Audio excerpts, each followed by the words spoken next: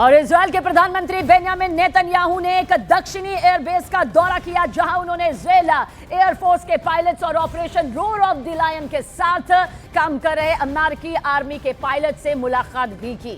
Netanyahu ने कहा कि इजराइल और अमेरिका की मिलिट्री पार्टनरशिप ऐतिहासिक है। उन्होंने बताया कि दोनों देश मिलकर ईरान के टेरर रेजिम और लेबनान में मौजूद आतंक तत्वों पर लगातार कार्रवाई कर रहे हैं। उन्होंने उपलब्धियों का जिक्र किया और कहा कि मिशन अभी पूरा नहीं हुआ। साथ ही उन्होंने अमेरिकी राष्ट्रपति ट्रंप का सहयोग करने के लिए धन्यवाद भी यहां दिया।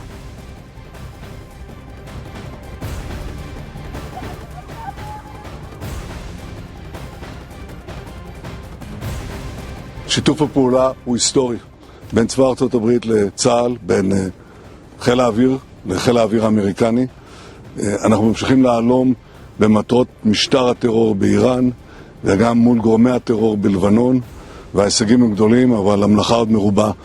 אני רוצה שוב להודות לידידי הנשיא טראמפ על שיתוף הפעולה בינינו, בין ישראל וארצות הברית. יחד נמשיך ויחד נשיג את המשימות שלנו בעזרת השם. ईरान वॉर से एक और देश की एंट्री यहां पर सामने आ रही है। अजरबैजान का ईरान पर ड्रोन हमले का ये आरोप है। एयरपोर्ट की टर्मिनल बिल्डिंग से ये ड्रोन टकराया। अजरबैजान ने ईरान के राजदूत को इस बाबत तलब भी किया और हमले के बाद अजरबैजान की ईरान को चेतावनी भी सामने आई है।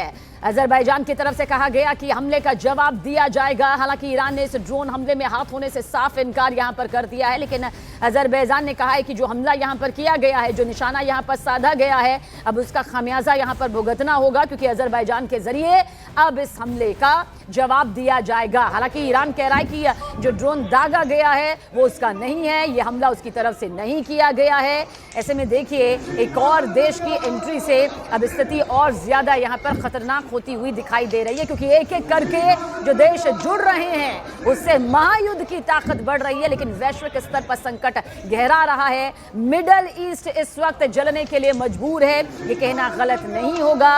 और जिस विश्व युद्ध का जिक्र यहां पर किया जा रहा है, जिसके कयास यहां पर अटकलें जो हैं वो विश्लेषकों के जरिए लगाए जा रहे हैं, उसमें एक एक करके इन देशों की एंट्री का होना अपने आप में और चिंताजनक स्थिति पैदा कर रहा है।